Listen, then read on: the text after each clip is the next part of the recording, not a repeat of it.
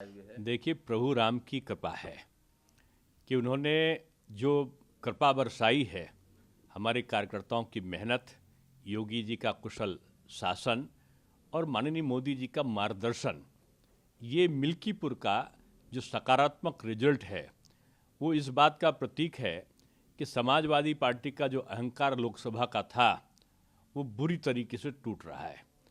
और वो एक चांस रहा होगा जिसमें अफवाहों के कारण तमाम क्षेत्र प्रभावित हुए थे।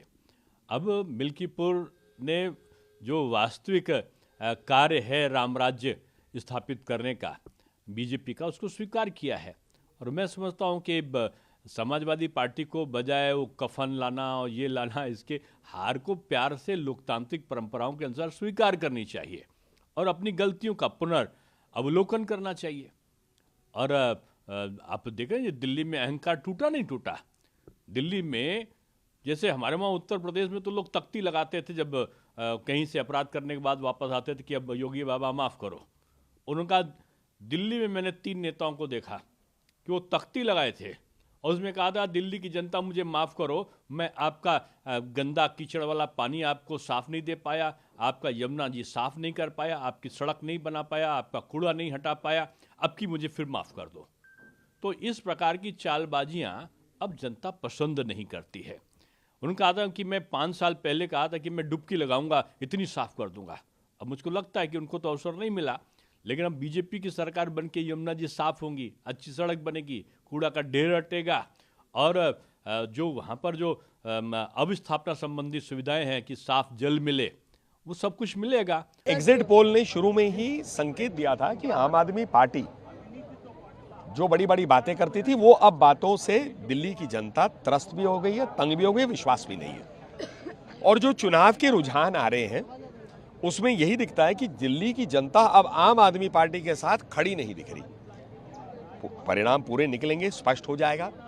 लेकिन ये तो है कि आम आदमी पार्टी जो बड़ी बड़ी बातें करके और राजनीति उन्होंने की, केजरीवाल जी ने जो कहा कि भ्रष्टाचार होने नहीं देंगे, हम जो है यहाँ पर एक वैकल्पिक राजनीति ला रहे हैं, हर व्यक्ति का चयन हम करेंगे, किसी पे कोई केस नहीं होना चाहिए, मकान नहीं लूंगा, इसकी जगह शीश महल हो गया, भ्रष्टाचार के आरोप हो गए, शराब घोटाला हो गया, यमुना साफ करेंगे, यमुना और प्रदूषित हो गई, पराली क्यों जला रही है पंजाब सरकार, अब उनकी सरकार वहीं पर है, वहाँ रोक क्यों नहीं रही। तो जो बड़ी बड़ी बातें किए, कूड़े का ढेर जो है हम हटा देंगे, कूड़ा जो है बढ़ चुका है, दिल्ली में इंफ्रास्ट्रक्चर मूलभूत सुविधाएं नहीं मिल रही, स्वास्थ्य की स्थिति खराब है। तो इन सबको देखते हुए जनता कब तक बातों पे जाएगी। जनता देखती दूसरी तरफ नरेंद्र मोदी जी के नेतृत्व में केंद्र में एक सरकार चल रही है, जो संकल्प पत्र में किया वो निभाया जा रहा है। हमारे राज्य के सरकार वही कर रहे हैं, सेवा भाव से काम हो रहा है। तो ये 2 मॉडल है। तो आम आदमी पार्टी का मॉडल सिर्फ बातें करना, काम बिल्कुल नहीं करना, दूसरी तरफ जो वादे कहना, उन वादों को एक संकल्प के रूप में निभाना। एक बड़ा सवाल जो इस टाइम पर आ रहा है वो ये है कि जीत बीजेपी को मिल रही है जैसे ट्रेंड्स दिखा रहे हैं, लेकिन सीएम फेस कौन रहेगा, जो उसका सवाल। हमारे यहाँ हर व्यक्ति एक कार्यकर्ता है। नरेंद्र मोदी जी 2014 में जब आए, उन्होंने कहा मैं एक प्रधान सेवक हूँ, एक कार्यकर्ता के रूप में सेवा भाव से मुझे एक देश की सेवा करना है, जो हमने वादे किए उन्हें निभाना है। ऐसे ही हमारे मुख्यमंत्री काम करते हैं। केंद्र सरकार में देखिए जितने हमारे मंत्री, चाहे गृह मंत्री अमित शाह जी हो, बाकी मंत्री हो, सब जो है, जब पार्टी नरेंद्र मोदी जी एक प्रथम कार्यकर्ता के रूप में उनसे निवेदन करती है, हमारे राष्ट्रीय अध्यक्ष, कि भाई थोड़ा प्रचार में आ जाइए, चुनाव प्रचार में आइए, समय दीजिए, वो देते, सारे मंत्री देते, सारे मुख्यमंत्री देते। ऐसे ही पार्टी का एक मैकेनिज्म है, उसमें चर्चा होती है भाई किस कार्यकर्ता को क्या दायित्व देना है। वो कार्यकर्ता भी उस दायित्व को इसी रूप से देता है कि मुझे वो दायित्व निभाना है। ये कोई पुरस्कार नहीं है, पद नहीं है, ये सेवा भाव से है।